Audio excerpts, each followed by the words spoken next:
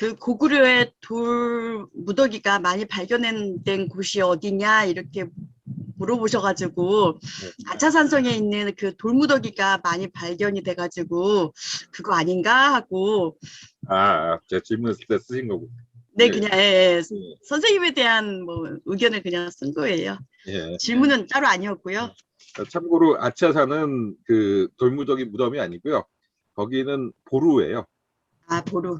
그래서 아차산 제1구분, 제2구분, 제3구분 이렇게 나오는데, 그 아차산을 한강을 경계로 해서 아차산에 이제 고구려 군대가 있었고, 그리고 그 건너편에 그 몽촌토성하고 풍납토성, 고구려의 수도가 있는 거죠. 그래서 장수왕과 그 고구려 그 계로왕이 대립했던 그런 지역입니다. 그래서 아차산에 원래는 백제산성이었다가 거기가 고구려가 점령을 하면서 거기다 고구려 형식의 보루를 쌓고 그 백제를 공격했던 그런 굉장히 중요한 지역 중에 하나죠. 근데 강사님은 어쩜 그렇게 많이 아실까요? 깜짝 놀랐습니다. 감사합니다. 지금 질의응답 시간이니까 다들 특별한 사정이 없으신 분들은 음소거 해제하시고 화면도 한번 열어서 서로 생산을 확인하고 가야 되지 않겠습니까? 험난한 시국에 다 켜서 같이 얼굴이라도 보고 조금이라도 이야기를 나누고 갔으면 좋겠는데요. 그 전에 이제 지금 우리 강사 선생님 말씀하셨지만 우선 우리 강사 선생님한테 질문을 드리자면, 오늘이 이제 세 번째인데 DMZ 전 구간에 대해서 풀로 전체 구간을 이렇게 상세하게 강의를 한 적이 있으신지 먼저 묻고 싶네요. 한 몇 번 있죠. 몇 번 있는데 그 몇 번 중에서 거의 대부분이 그 평화철도하고 같이 했었습니다. 지난번 할 때는 몇 번 강의를 하셨죠? 그때 평화철도하고 5번 강의를 했었고요. 그리고 평화철도하고 2박 3일인가 3박 4일로 해서 고성에서부터 연천까지, 원래 파주까지 가려고 그러면 파주까지 못 가고 연천까지 해서는 종주를 하면서 그 현장을 다 가면서 해설했던 적이 한 번 있고요. 그래서 참 그런 기회가 잘 없는데, 더군다나 이제 그걸 이제 기록을 남겨서 또 여기 오늘 참가하신 분들이 일종의 복습이 될 수도 있겠고, 현장에 답사하기 전에 사전에 한 번 더 훑어보는 가이드북 혹은 예습이 될 수도 있겠고, 그래서 조금씩 지금 밀리고 있는데 좀 아쉽습니다. 뒤에 다음 주 결강 부분에 대해서 어떻게 하면 좋겠는지는 따로 상의를 해서 여러분들 의견을 모아서 결정하는 걸로 하고요. 자, 지금 질의응답 시간이기 때문에 육성으로 직접 손을 흔들어 주시면, 저거는 해제해 주시죠. 화면 공개해 주세요. 전체 화면이 뜨기 때문에 제가 손 드시는 분들 확인이 가능합니다. 그래서 흔들었다. 네, 신정수 선생님 질문해 주시죠. 네.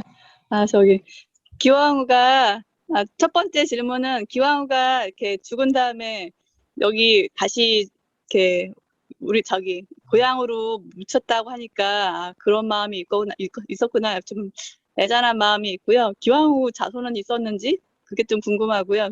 제가 좀 기왕후에 대해서 좀 알아봐야 되겠다 이런 생각이 들었고요.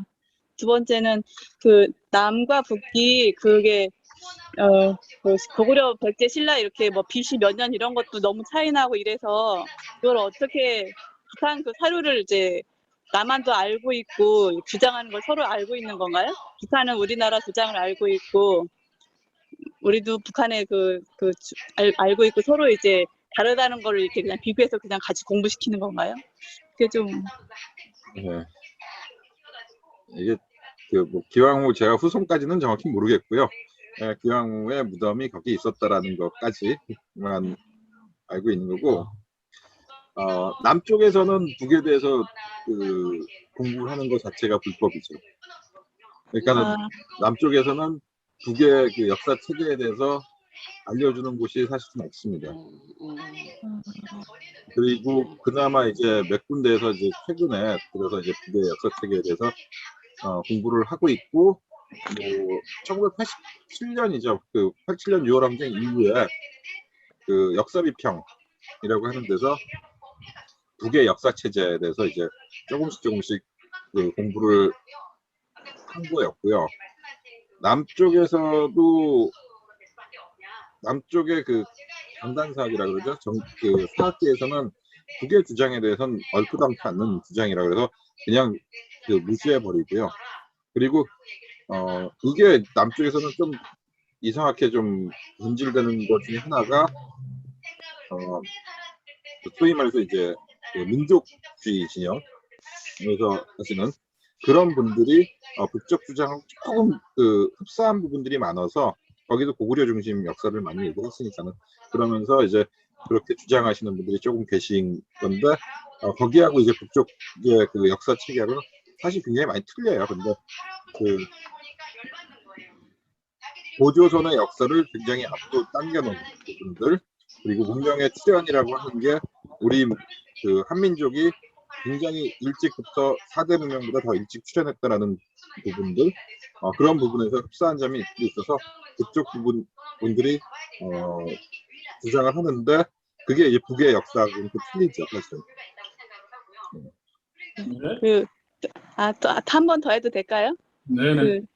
저기 북한은 우리나라 미국은 이제 기독교 신학으로 이제 그 시작한 나라고, 근데 북한이 10년 전부터 단군에 대한 공부를 엄청나게 해서 우리나라 그 민족 그거를 이제 단군에서 시작한다 이렇게 교육을 시키고 있다고 하는데, 그러니까 남북이 같은 민족이잖아요. 근데 우리나라는 이제 어떤 민족 그런 걸로 이제 그런 게 없다, 사상이 없다 이런 얘기를 강의에서 들었거든요. 그래서 그러면 북한의 우리나라 북한이 이제 그 교육시키는 거를, 북한은 그렇게 교육을 받고 있는데 우리나라는 아니니까 통일되고 나서 이걸 어떻게 또 이렇게 맞춰야 되지 않겠을까 이런 생각이 들었거든요. 이상입니다. 예. 이게 사실은 제일 문제 중에 하나예요. 우리가 북쪽하고 한 70년 정도 이렇게 떨어져 있다 보니까는 말도 많이 바뀌었잖아요. 언어도. 단어 자체도 굉장히 많이 바뀌어 있고, 그리고 뭐 여러 가지 부분이 많이 바뀌는데 역사 부분에 대해서는 굉장히 진짜 생각지 못할 정도로 많이 바뀌어져 있는 것이 사실이에요. 뭐 대표적으로 우리가 고대라고 하는 말을 쓰잖아요. 뭐 고대라고 하는 말을 쓰는데 고대라고 쓸 때 그 고대라고 하는 게 어느 쪽 시대를 고대라고 할 것이냐. 우리가 고대라고 얘기하는 건 보통 삼국시대 이렇게 얘기를 해요. 남쪽에서는. 근데 북에서는 고대 시대 그러면은 고조선 시대를 얘기하는 거거든요. 그리고 고조선이라고 하는 것도 남쪽에서는 약 4,300년 전에 만들어진 나라고 북에서는 고조선은 약 5,000년이 넘는 나라예요. 5,000년 전에 만들어진. 그러니까는 그 고조선에 만들어진 건국도 한 700년 이상이 거의 1000년 가까이가 차이가 나고 고대 국가라고 하는 것도 고대 국가라고 하는 거는 2000년 가까이 차이가 나고 그러니까 2000년 거의 3000년 차이가 나는 거죠.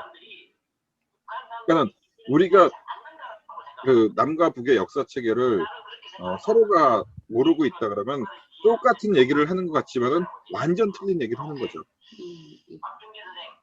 고대라고 하는 말 자체를 고대 사람들은 이렇게 얘기하면은 북쪽에서 고대 사람이다 그러면은 고조선 시대 사람을 얘기하는 거고 남쪽에서 고대 사람이다 그러면은 삼국시대 사람을 얘기하는 거예요. 같은 말인 것 같은데 완전 틀리죠 지금 해석하는 것 자체가. 역사에 대해서 남과 북의 역사에 대해서 서로가 인정을 하면서 그 같이 공부를 하고 어느 정도는 합의를 시켜야지 통일이 됐을 때 역사 인식이 틀리면은 완전 그 사람들 자체가 틀려지거든요 이게. 근대라고 하는 부분도 그렇고 현대라는 부분도 마찬가지죠. 우리가 근대, 현대 뭐 이렇게 많이 시대 부분을 얘기를 했는데 그 자체가 너무 틀려요. 북쪽하고는. 이런 부분들을 북에 대해서 우리가 그러니까 소위 말해서 요즘에 하는 말 중에 하나가 그거잖아요. 가장 중요한 거 중에 하나. 북맹 탈출. 우리가 북에 대해서 많이 안다라고 생각하지만은 그 실생활부터 해서 모든 걸 거의 대부분 모르고 있어요. 그래서 북에 대해서 알아야지만이 통일을 하더라도 서로가 대화가 되고 얘기가 되는 거지. 70년이 넘는 세월 동안에 굉장히 많이 바뀐 거에 대해서 좀 고민을 더 해봐야 되는 거죠. 그래서 북에 대한 역사들도 좀 보시고 기회가 되시면은 지금 아마 공식적으로 판매를 할 거예요. 북의 역사책들을. 그리고 그 교보문고나 이런 데 가면은 북에서 만들어진 조선통사, 조선 단대사 이런 책들이 판매를 하니까는 기회가 되시면 한 번은 좀 읽어보시면은 북을 이해하는데 많이 도움이 되지 않을까 그런 생각이 듭니다. 네. 또 질문하실 분 있으면 손들어서 표시해주면 마이크 넘기겠습니다.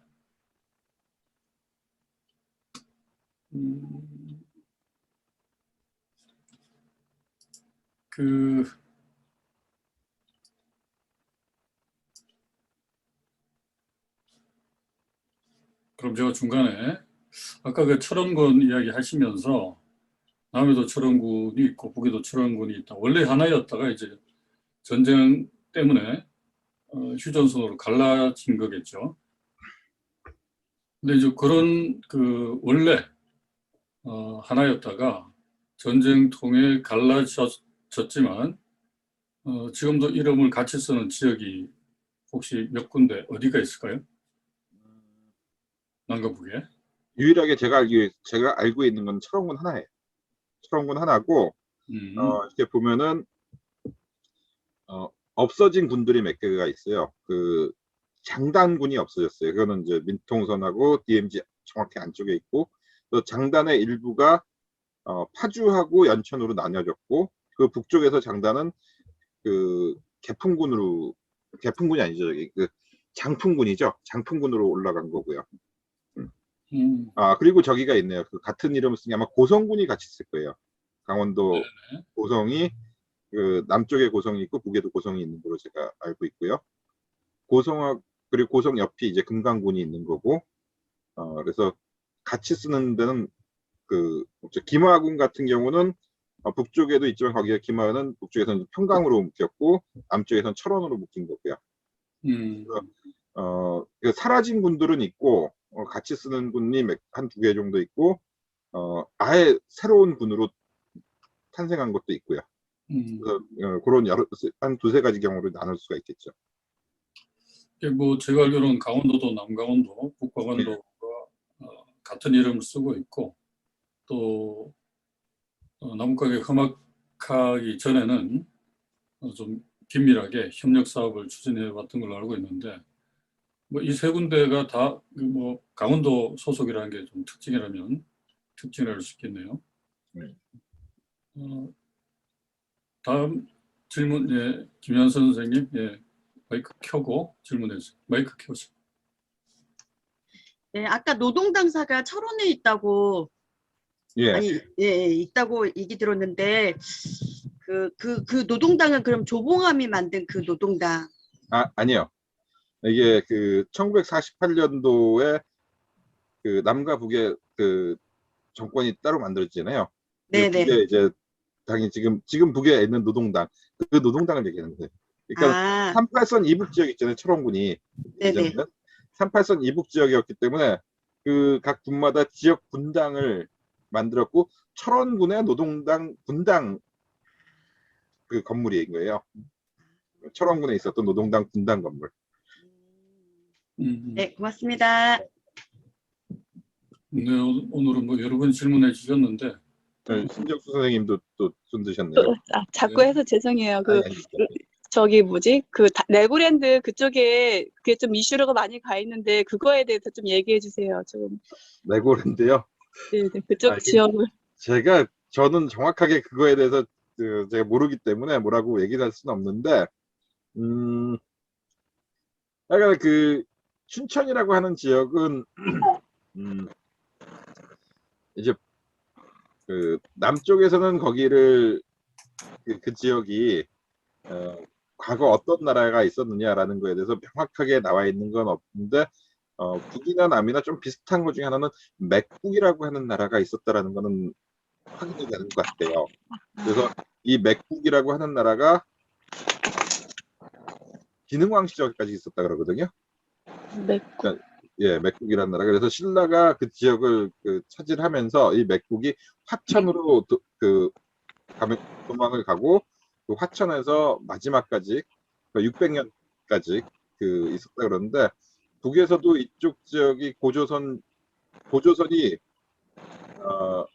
몰락하고 나서 고조선의 고조선 후기, 고조선이 그렇게 몰락하고 그 고조선 후기가 되면은 북에서 얘기하는 역사는 고조선 후기가 되면은 고조선이 후국들을 고조선 중기의 땅을 많이 차지하니까는 그 땅 점령된 땅들을 직접 다스리기가 힘들잖아요. 땅덩어리가 넓어졌으니까는. 그래서 후국제도라는 걸 둔다고 그쪽 역사에 따르면은.